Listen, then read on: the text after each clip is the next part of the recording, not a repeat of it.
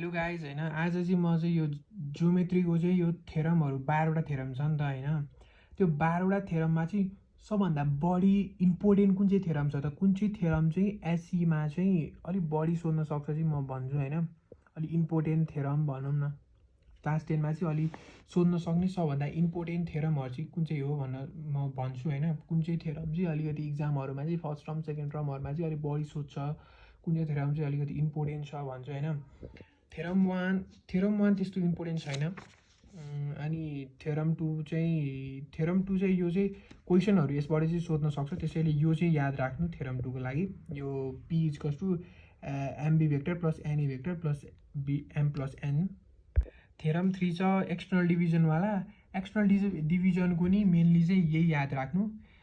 यो P is to MB vector minus MB vector by M minus N centroid formula सेन्ट्रोइडको नि यो 1/3 A vector plus B vector plus C चाहिँ याद राख्नु किनकि यसबाट चाहिँ मेनली यो चारवटा थेरमबाट चाहिँ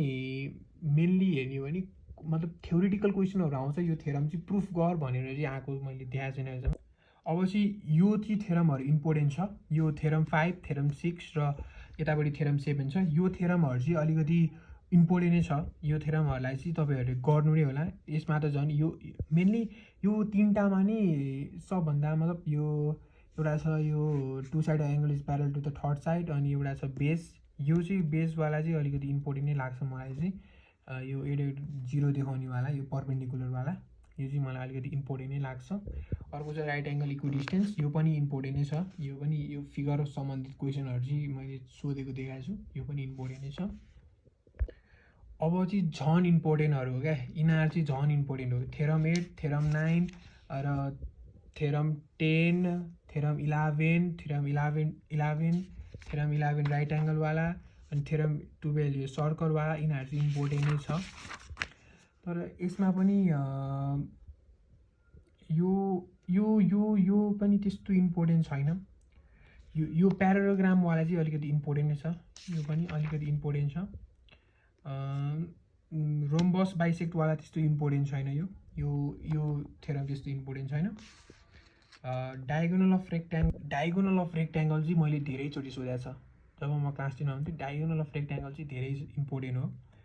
सेमी सर्कल त्यस्तो सोधे मैले देखाएको छैन अहिलेसम्म त्यही यो 12वटा थेरममा त्यस्तै यो डायगोनलवाला रेक्ट्याङ्गलको डायगोनलवाला चाहिँ धेरै इम्पोर्टेन्ट लाग्छ मलाई रेक्ट्याङ्गल डायगोनलवाला चाहिँ अलिकति इम्पोर्टेन्ट लाग्छ यो त्यस्तो थेरम त्यस्तो अलिकति आफू प्र्याक्टिस गर एकचोटि प्र्याक्टिस गरेपछि त्यो थेरम चाहिँ तिमीलाई आउँछ नै क्या त्यस्तो त्यो गाह्रो छैन थेरमहरू गर्नलाई थेरमहरू अलिक इम्पोर्टेन्ट नै हुन्छ एउटा चाहिँ स्योर क्वेसन हो क्या त्यो थेरमबाट 12वटा थेरममा एउटा थेरम चाहिँ स्योरै आउँछ त्यही भएर प्र्याक्टिस राम्रोसँग गर